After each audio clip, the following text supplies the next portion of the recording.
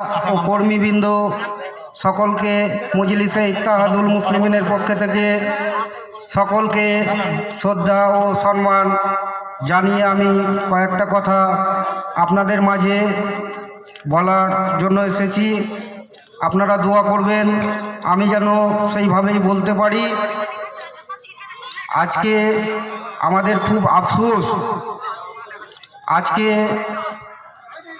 মুসলমানদের প্রতি যে অত্যাচার, মুসলমানরা যে লাঞ্ছিত বঞ্চিত শিকার হয়েছে বা হচ্ছে, আগামী দিনে আমাদের ভবিষ্যতের কথা ভেবে, সমাজের কথা ভেবে, দেশের কথা ভেবে আমরা সকলেই ঐক্যবদ্ধ হয়ে এগিয়ে এসেছি ব্যারিস্টার আসাউদ্দিন ওবেসী সাহেবের হাতকে শক্ত করার জন্য। তার কারণ আমরা জানি আজকের দিনে যে সমস্ত দুর্নীতি চলছে, যে সমস্ত লোক একের পর এক গোলামি করছে, এই গোলামি থেকে আমাদের মুক্তি দিতে পারে একমাত্র ব্যারিস্টার আসাউদ্দিন ওবেসী সাহেব।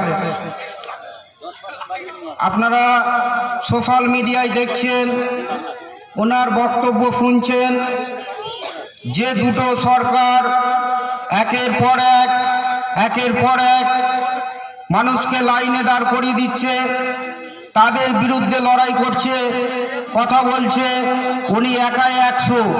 তাই ওনাকে আমরা সকলে মিলে, সকলে ঐক্যবদ্ধ হয়ে আরও ওনার মতো 10 জন নেতা তৈরি করব। কি তাই তো?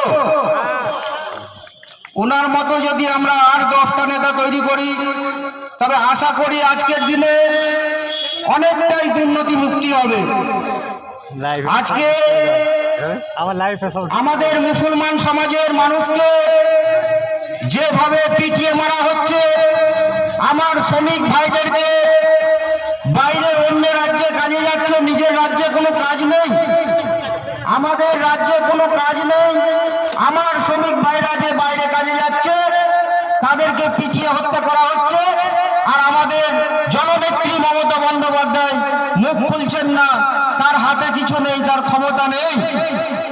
একজন পশ্চিম বাংলার মুখ্যমন্ত্রীর যদি ক্ষমতা না থাকে, তবে আমরা কার প্রতি ভরসা করব? আমাদের উচিত যে ব্যারিস্টার আসাউদ্দিন ওবেসী সাহেবের হাতকে শক্ত করা।